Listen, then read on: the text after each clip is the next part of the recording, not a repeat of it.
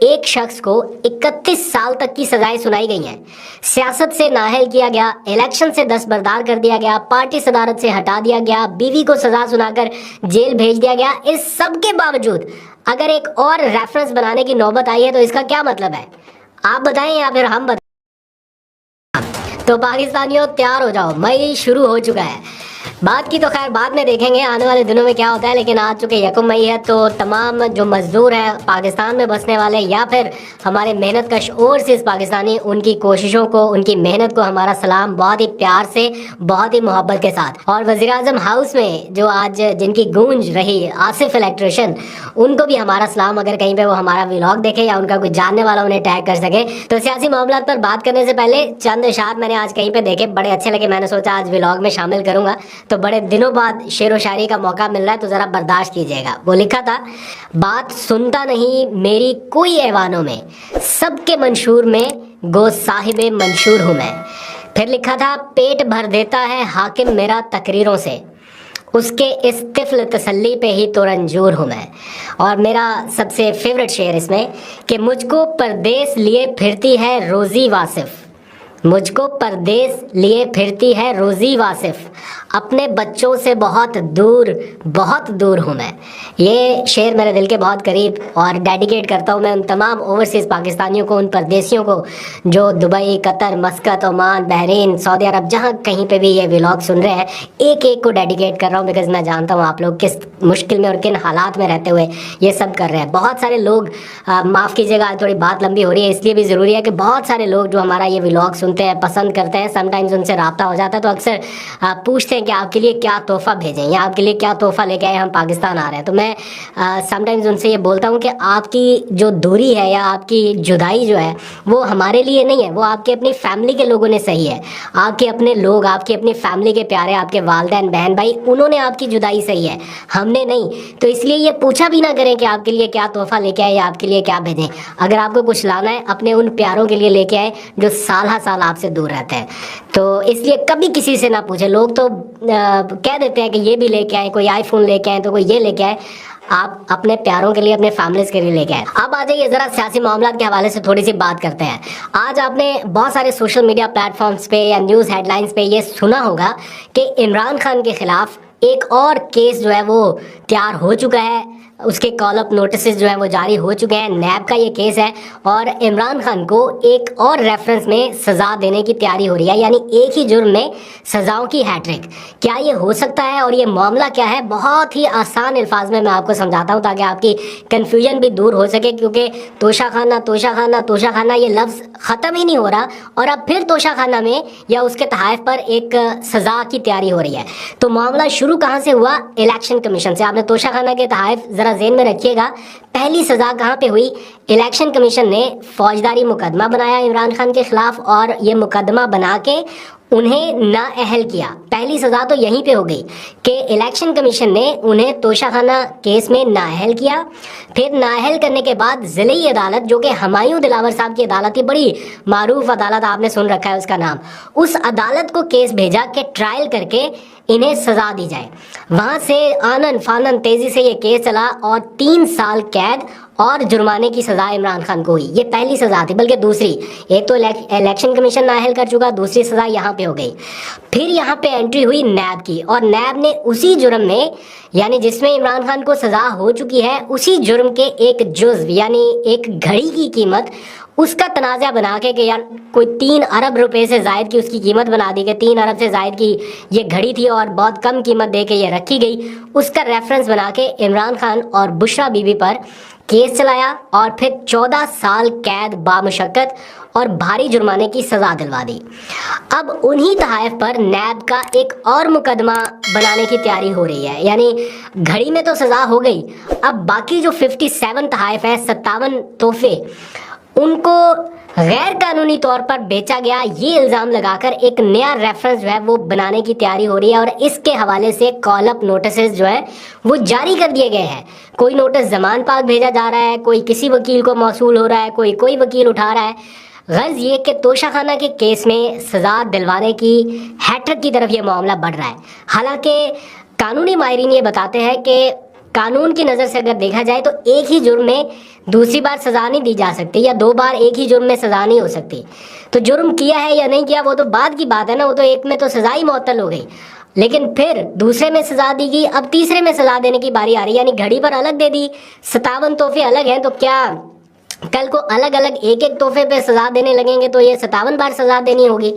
तो कानूनी माहिरीन कहते हैं कि जो वकला की टीम थी या इमरान खान की जो टीम है, उन्होंने नैब की जानिब से शुरू की गई कार्रवाई के नोटिस को तो इब्तिदा में चैलेंज किया, मगर इस पूरी कार्रवाई को या पहली सज़ा के बाद उस जुर्म पर दूसरा मुकदमा बनाकर सज़ा दिलवाने वाली जो टर्म है उसको कहीं चैलेंज नहीं किया। अब तीसरी बार फिर ये सारा कुछ होने जा रहा है, तो इसके ऊपर आज चैलेंज कर दिया गया है। ये जो कॉल अप नोटिस है बुशरा बीबी और इमरान खान को जो बुलाया गया, इसको नोटिस तो कर दिया गया है। मैं जो बात सोच रहा था वो ये कि एक शख्स को 31 साल तक की सजाएं सुनाई गई हैं, सियासत से नाअहल किया गया, इलेक्शन से दस्तबरदार कर दिया गया, पार्टी सदारत से हटा दिया गया, बीवी को सजा सुनाकर जेल भेज दिया गया। इस सब के बावजूद अगर एक और रेफरेंस बनाने की नौबत आई है तो इसका क्या मतलब है? आप बताएं या फिर हम बताएं कि वो बंदा डटा हुआ है, नहीं डील कर रहा, नहीं मान रहा, बंदा नहीं टूट रहा।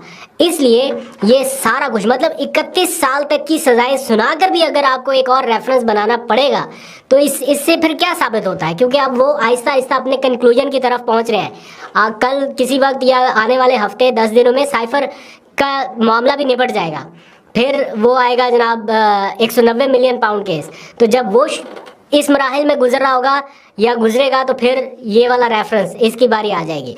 तो ये इस तरह से मामला चलता रहे और फिर 9 मई वाला मामला आ जाए। तो ऐसा लग रहा है कि इमरान खान को लंबा कहीं जेल के अंदर रखने की कोई प्लानिंग नज़र आ रही है कि एक के बाद एक केस। और मैं साहिबजादा हामिद रजा से गुफ्तगू कर रहा था कि आपने जो असम्बलियों से रिज़ाइन वाली अभी बात कर दिया, ये अचानक क्यों कर दी? क्योंकि पहला तो आपका एक्सपीरियंस इतना बुरा रहा, आपके अपने लोग कहते हैं कि नहीं असम्बलियों से रिज़ाइन करना चाहिए था, अब आप कह रहे हैं कि असम्बलियों से बाहर निकलना है। तो उन्होंने ये बात बताई, मैं उनकी गुफ्तगू आखिर में आपको दिखा भी दूंगा। उन्होंने कहा कि भाई हमें ये लग रहा है कि ये इमरान खान को कहीं लंबा अंदर रखने के चक्कर में अगर हैं और हम यहाँ 5 साल असम्बलियों में रहने हैं तो ये हमारे ज़मीर के ऊपर बोझ है। हमसे हमारा वोटर पूछता है कि आपको वोट दिया था इमरान खान को बाहर निकालने का, तो अभी तक इमरान खान बाहर क्यों नहीं है?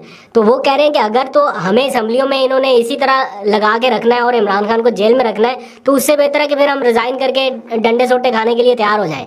तो ये इस वक्त डिबेट चल रही है। एनीवेज, इमरान खान अगर बाहर होते जेल से तो असल फोकस किस चीज़ के ऊपर होता?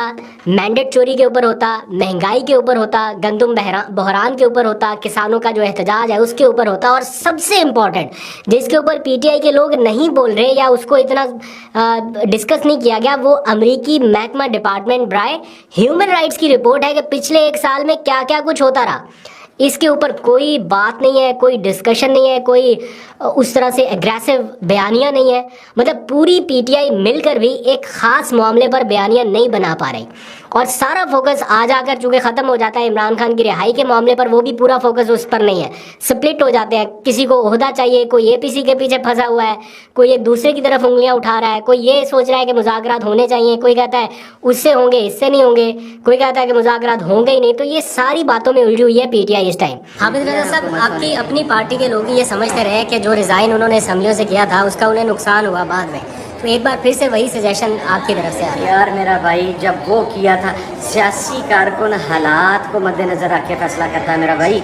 जब हमने उस वक्त रिज़ाइन किया था तो मैं वो बंदा था जो ऑन रिकॉर्ड है मीडिया के ऊपर, और इसने खान साहब के सामने भी ये बात कही थी कि हमें रिज़ाइन नहीं करना चाहिए, इसलिए कि हमारी फेडरल गवर्नमेंट ऑपरेशन अजीम चे में उड़ाई गई थी, पंजाब और केपीके में हमें अपनी गवर्नमेंट रखनी चाहिए थी अभी। और उसकी वजह ये थी कि इमरान खान बाहर था, वो खुद फ्रंट से लीड कर रहा था। अभी इमरान खान जेल में पड़ा हुआ।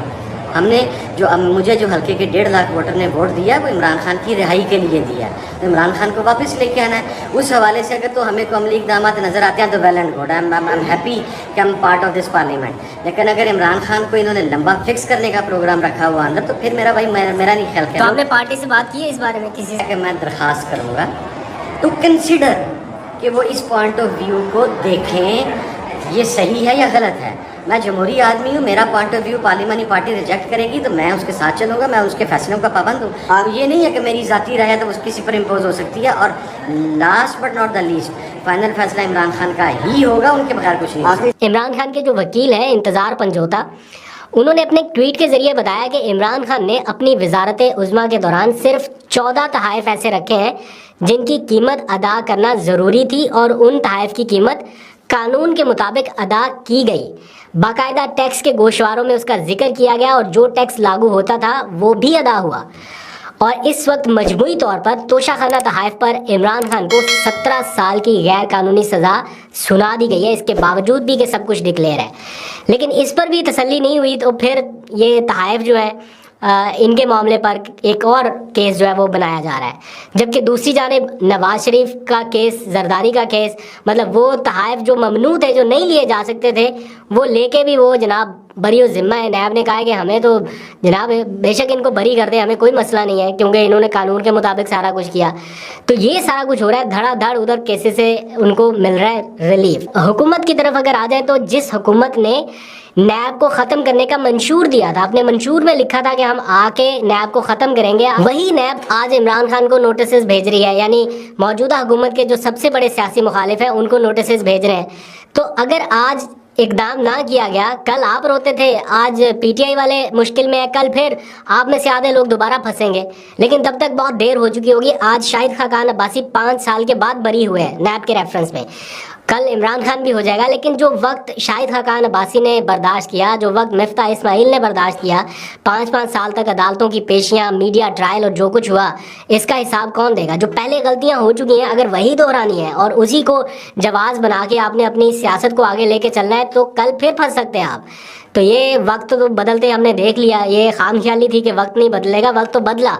تو دیکھتے ہیں، پلاننگ ان کی بھی بہت بڑی تھی، پلاننگ آپ کی بھی بہت لمبی ہے، آگے چل کے پتہ چلے گا کیا ہوتا ہے۔ تو جو صاحبزادہ حامد رضا بتا رہے ہیں، جو ان کو لگ رہا ہے عمران خان کے قریبی ساتھی ہیں، اس ٹائم ان سے ملاقاتیں رہی ہیں، ان کو بھی یہ کہیں نہ کہیں اسیسمنٹ ہو رہی ہے کہ شاید عمران خان کو لمبا جیل میں رکھنے کی پلاننگ ہو رہی ہے، ان کو ادھر لگا کے بزی کر دیا پارلیمنٹ میں کہ جناب آپ بس پارلیمنٹ میں آ گئے۔